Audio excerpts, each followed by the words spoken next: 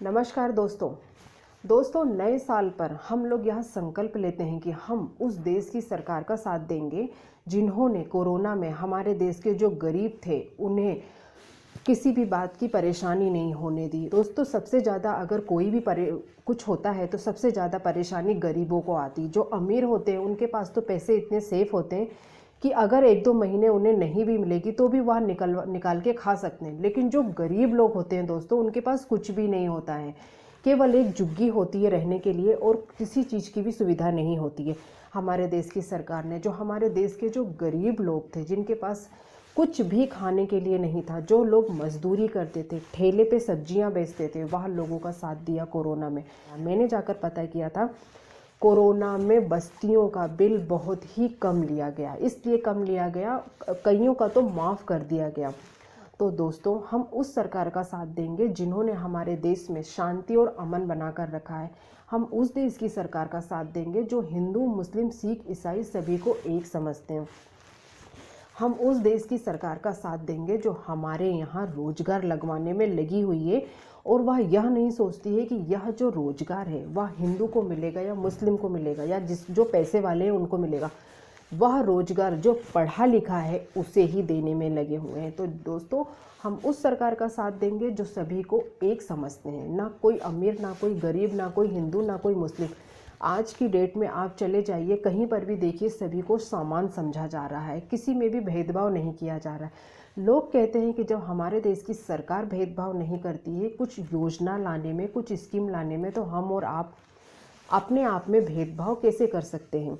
तो दोस्तों हमें उस देश की सरकार का साथ देंगे, तभी हमारा देश आगे प्रगति कर पाएगा। हमारा काम है शांति और अमन बनाकर रखना और हिंदू और मुस्लिम सभी को मिल करके नया साल मनाना। हम सब एक थे, एक हैं और एक ही रहेंगे। दोस्तों आप यह सोचिए कि हम तो अपने घर में रहते हैं, लेकिन जो हमारे सैनिक होते हैं दोस्तों, वह निरंतर, चाहे हिंदू हो चाहे मुस्लिम हो, वह लोग डटे होते हैं दोस्तों हमारी रक्षा करने के लिए। वह लोग यह नहीं सोचते हैं कि इस देश में हिंदू रह रहा है या मुस्लिम रह रहा है, वह सभी की मदद करने में लगे रहते हैं। तो हम और आप कैसे भेद कर सकते हैं दोस्तों।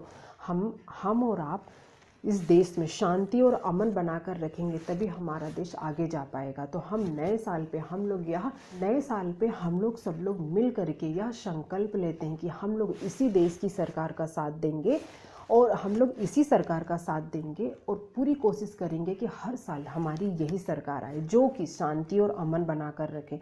दोस्तों इतना अच्छा और इतनी सुविधाएं आप लोग खुद सोचिए, आज तक कभी किसी ने सोचा था कि इतनी नई नई स्कीमें आएंगी, इतनी शांति से हर चीज़ का हल हो जाएगा।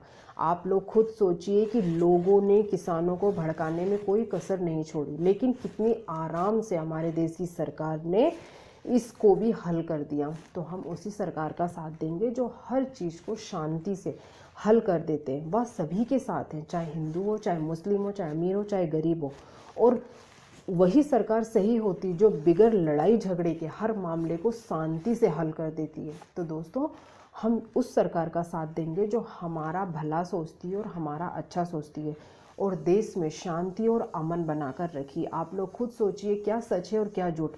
हमारे देश में आज कितनी शांति है। आज जो है महिला भी कहीं पर भी जा सकती है, आ सकती है, उसको कोई डर नहीं है। तो दोस्तों आज से 10 साल पहले इतना शांति और अमन नहीं था।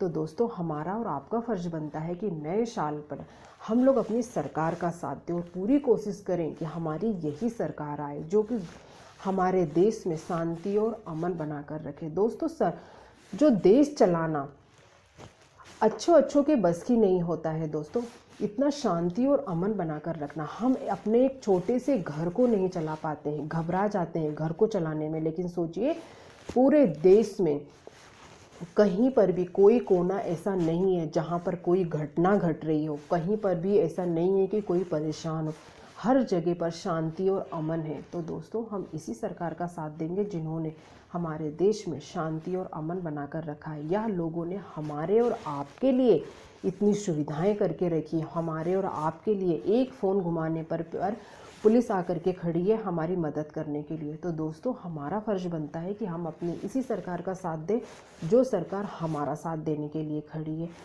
नया साल आप सबको मुबारक हो दोस्तों।